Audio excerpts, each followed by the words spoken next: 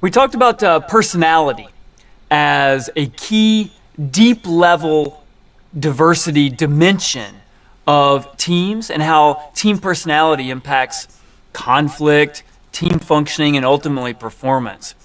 Another deep level diversity dimension that I want to talk about is values. And values are non-observables. They're personal. We also, many of our values come from cultural traditions and histories that we've been part of. And so I want to talk about how we think about values in teams. And I'm going to have you map your team on the individuals and what you think of their values.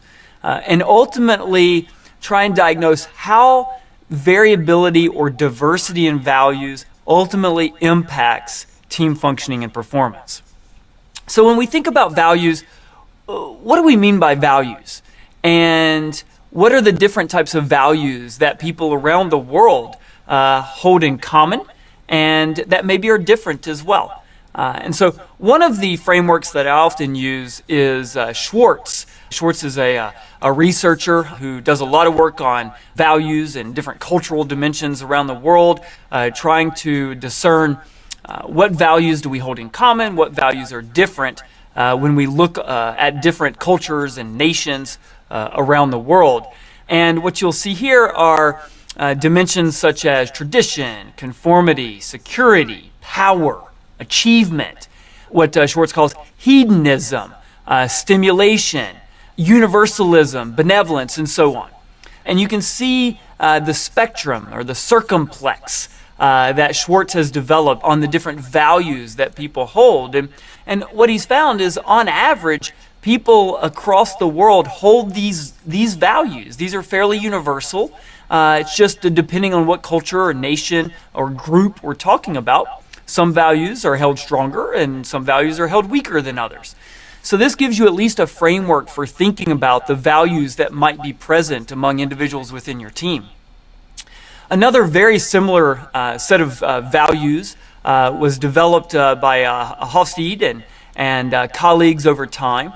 And here I'm giving you just one version of the output of their work, and it lists, depending on where you are in the world, Latin America, or South Asia, North America, and so on, where you might fall in terms of these different value sets. But importantly, when we look at Hofstede's value dimensions, what we find is there are really 5 core dimensions to analyzing values in any society, or in your case, in your team. So the first one is what we call power distance, high power distance or low power distance. So in power distance, for example, if you are my boss and I am high on power distance, a value that I hold is I hold you up here on a pedestal, and the separation between you and me is much greater than in societies where power distance is quite low, where even if you are my superior, I see us as more equals or peers, and that power distance is much lower. And societies differ on that tremendously. I do a lot of work in East Asia, Indonesia, Korea, and so on. And these are societies that have a really high power distance set of values, as opposed to in the U.S., for example, where on average power distance relative to other societies is much lower. Individualism or collectivism. So again, the UK, the United States, Australia, much more individualistic cultures relative to East Asia, Asia generally, the Middle East, certain parts of South America, which generally are more collectivistic. Individualism is people tend to focus on the individual and what individuals value. Collectivistic cultures tend to focus on what's best or appropriate for the group as opposed to individuals. The third dimension here, masculinity or femininity, is not about gender. It's not about being male or female in terms of gender, but it's about the values that are associated with those different genders. And so as a man, I can hold certain values that tend to be associated with more feminine association. Or even as a woman, one might hold values that tend to be associated with more masculinity. And so that's another value dimension.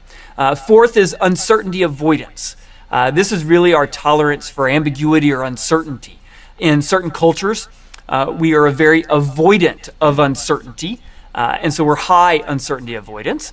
In certain cultures, we are low uncertainty avoidance. We're okay with uncertainty and ambiguity, and we don't avoid it. Again, your team members are going to differ on all of these. Last but certainly not least is long-term or short-term orientation. I would encourage you to think about where you fall on each of these value dimensions. Again, you can go online and there are a number of free assessments that you can use to assess where you are at on these dimensions.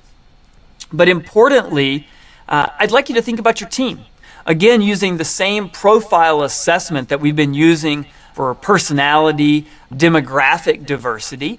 Again, here we want to analyze where do our team members fall in terms of values and where are the differences? What level of diversity do we have? Are we on average high or low on each of these dimensions of power distance, individualism, uncertainty avoidance, masculinity, long-term versus short-term orientation?